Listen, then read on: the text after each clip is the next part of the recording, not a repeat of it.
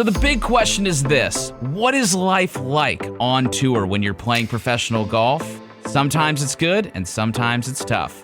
That's the question, and this is the podcast that's going to give you the answer. Welcome to Tales of the Tour on Stock Shot Secrets. All right, everybody, I have an absolutely epic series that we are going to start with you, and I am so excited. And if you're watching this on the video, you probably see that there is someone next to me that is way prettier than I am. We are going to start. I've got my lovely wife, who I am absolutely adore and obsessed with. We are going to do a really cool series called Tour Life because we have so many epic stories from playing golf, traveling around the world, having kids, kind of going through this whole thing, because I feel like our story is a little bit different. And also, to be honest with you guys, like a little selfishly, we kind of wanted to do this for, it's good for us, but it's also good for our kids, right? So that, you know, they can documenting the story before they came. And we know that Adler loves to, I think he's listened to the podcast Adler the Great or the Adler affirmation at least 500,000 times. When he goes, thank you. So we're going to start this Tour Life story, kind of going through the whole story, really, the beginning to the end, and then really what God has in store going forward. So thanks, babes, for being here. I know that this is not her normal thing. I had to basically, I think I pulled her in with one leg as she drug on the ground through here because she was very nervous doing it. You're natural with this. I'm just more of like, hang out in the shadows. Like Yes. Which kind of basically sums up a little bit of TGR and the story, right? Like with you basically putting your dreams and aspirations on hold, which we'll get to in a little bit. So would you like to tell them a little bit about the backstory of where we started? Or I can. I'll kind of start. You go first, yeah. So Lesley and I had the pleasure. I had the mom hookup. So for you guys that ever are maybe teenagers listening to this and your mom says you should really go see this girl, you definitely probably should, because kind of mom knows best. So Lesley and my mother worked together down at a floral shop down the street from where we were. I walked in, she fell in love, and the rest is history. Wrong.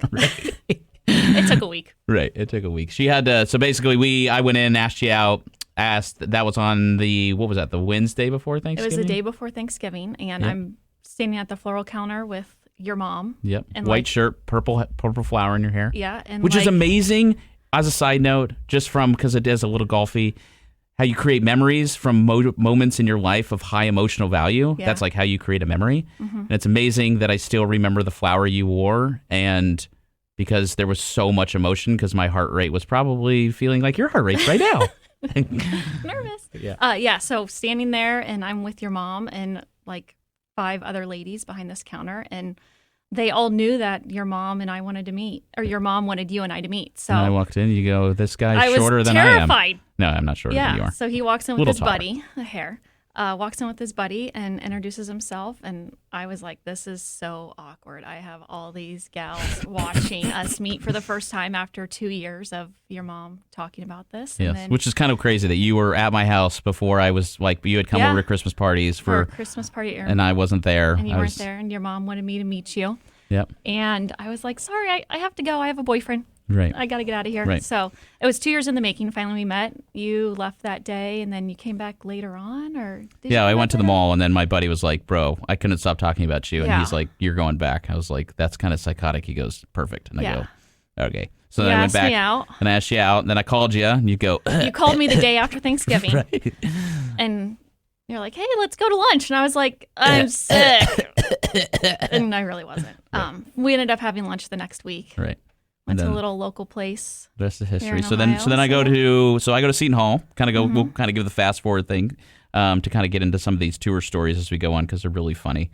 But then I go to Seton Hall out in New Jersey, in Jersey, a little bit outside New York City. You stay home, right? I had applied to the French Culinary Institute when I was in high school, got accepted, and then 9/11 happened. Yeah. And I was like, I am not moving to New York City. That terrifies me. So I kind of put that on hold until I felt comfortable moving over there. And then, did you think you always wanted to be a chef?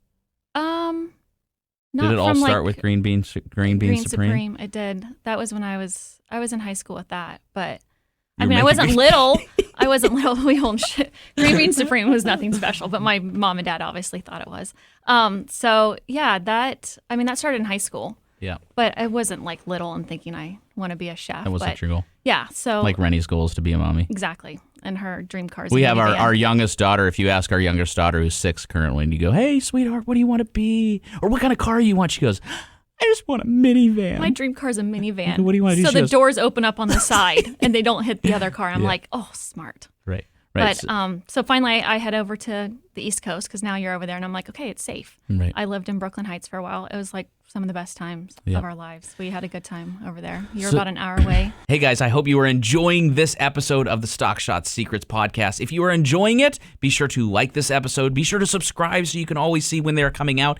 And most importantly, if you would be so kind to be able to share this podcast with other passionate golfers who are trying to get better and build stock shots, because it grows through you sharing it. Thank you so much for tuning in. And now back to Stock Shot Secrets. So I've got this amazing, beautiful woman who's a chef, and I basically say, I gotta put a ring on it. Right? So Richie, I remember Richie, my best buddy, Richie, who's my business partner at collegegolf.com.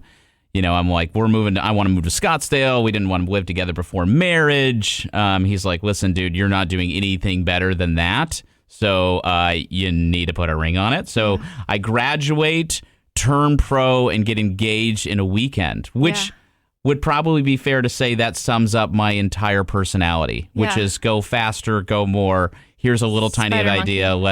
Spider monkey. There's a good joke with Leslie and John. I found out yesterday, my GM, that I'm the spider monkey and they're the zookeeper that try to make it so that they can that way. We have to tame you. wrangle all my ideas. We could use another zookeeper too. So we get engaged and move back to Ohio. Yep. So engaged. You've turned pro now. Yeah, so I turned pro. And moved down to West Palm with a bud. Yep, which is interesting in itself, because I don't know if I ever told you this. I probably did. I'm sure I've told you everything. But like when I would go down to West Palm, I was living at Marisol. So you guys that know Marisol, I was living at Marisol with my buddy Kyle. His name was Kyle too. And his name was Kyle Moore. So that was confusing. And you both played golf. And we both played golf. And you were both from Dublin, right here in Ohio. Yeah, in Columbus. Yeah. So I go down there, and I'm dead broke, literally have no money, because we were broke for a really long time. But this was the start of me being broke. Yeah. And I'd have to go to PGA National, which is where the Honda Classic is at. Mm-hmm. And you can't buy balls to hit, so I would have to go. And luckily, the rich folk that were playing at PGA National, they'd give them like 75 balls in a bucket.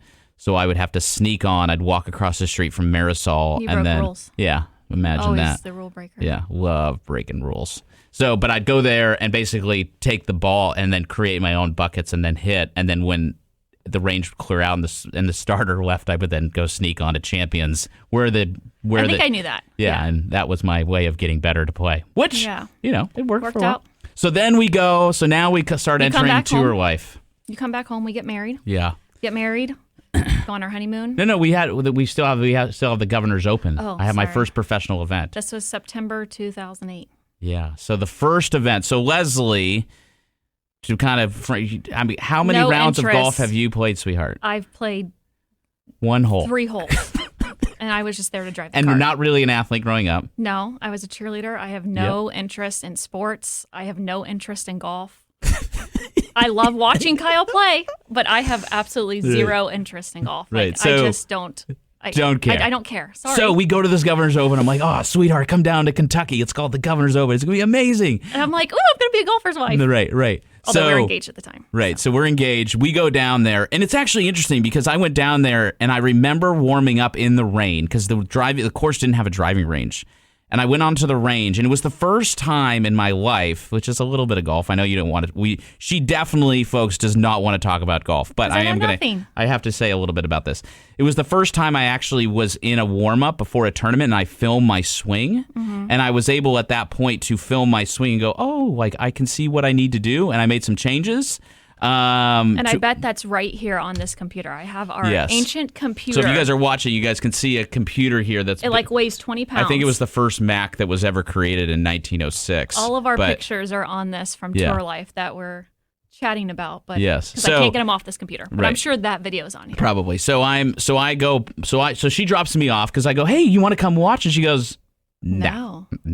So she comes back. I go play. I mean, I had watched you in college. college. You watched me in college. I mean, here and there, Bethpage, a couple other places, Annapolis. Yeah. I enjoyed that, but I mean, if I didn't She wasn't sure if I was scoring you, touchdowns or hitting home runs. Yeah. I knew I didn't care. Yeah, so she comes, she's just being the supportive wife, and she comes and picks me up because you went and... Supportive fiance. Supportive fiance. And I remember getting in the car. I don't know if you remember. I get in the car and she goes, oh, hey, honey. I go, hey, babe, how are you? And she goes, good. She goes, how did it go today? And I'm like, it went good. And she goes, oh, yeah? I go, yeah, I shot 63. She's like, okay, that's great. So where do you want to go? I'm like, well, sweetheart, I shot 63. I'm winning by 6. She's like, oh, is that good? I'm like, oh my God, I love you. Yeah, really good. So she gets on scene, starts to get some standard of beauty of what is good, right? So then we get married, or I go back to We come back to Columbus. Right, I go to Florida. Oh, you go back to Florida. Then we come back in the winter. Come up in January. Get married in the snow cold Columbus because it's pretty though. Once again, probably, which alludes to this whole podcast is probably be incredibly convicting for me for the fact of how much you did for me and not for yourself. I did. But we get married we get married in January because that works with my schedule for playing. It's after Q school, but it starts your season. Right. So sorry, that'll be the first of 500. Okay. So sorry for that. But then we get married, which was an amazing wedding. Yeah. Right. Like kind of Frank Sinatra, very black tie, like downtown. Yeah, amazing. It was beautiful. Yeah. We get in the car, drive in the U-Haul, and then say, let's go move out to Scottsdale. Yeah. Right. So like 2 weeks after we got married, we're literally driving cross country out to Scottsdale in a U-Haul. Yes. That was, well, first of all, we were supposed to bring my car with us. Right. And my car could not hitch onto the U-Haul. Right. Because we had the U-Haul pack so well, the beauty of heavy. it is that when we get married, I was lucky enough. I won a bet with my father that I could get straight A's in college. So and you did it. I did it. Never got a B in my life. Yeah. Well, actually, I got one. It was in accounting. It was a night class, and I couldn't understand the teacher. But regardless, that's how I justified it in my brain. Yeah, but anyways, I won a bet. My dad, because I couldn't do it, he gives me a car. Right. Yeah. That was the bet. Like it was a real time bet, and he fulfilled. Like God bless him. Right. So and that car took us across the country. So I got a Lincoln Aviator. Miles. So we get out to Arizona. It's like 116 degrees. Leslie says, "You know what? That Aviator's nice. Guess what I'm going to give you, sweetheart? I'm going to give you my Mercury Cougar, which, by the way, so cute. Has no air conditioning. It's just the hot box. That's what I brought into the marriage. You brought in a nice car. I brought in a so that's kind of the start of the tour life thing. But then as we continue to go into other episodes, we're going to talk about some epic stories like Nittifers. The memorable. Yes, which is. I mean, this stuff, guys, is going to be so funny. You guys are going to laugh your face off. So thank you, sweetheart, for coming on with me. I love you. And let's come back the next time for Tour Life. Hey, thank you so much for listening to the latest episode of Stock Shot Secrets. I would love to invite you to Columbus to come see me and hang out with me and build a personalized plan for you and your game. If you would want more information about building your personalized plan and coming to Columbus and hanging out, just email us at info@thegolfroom.com and we will get back to you and set your visit for an epic red carpet experience at TGR in Columbus, Ohio.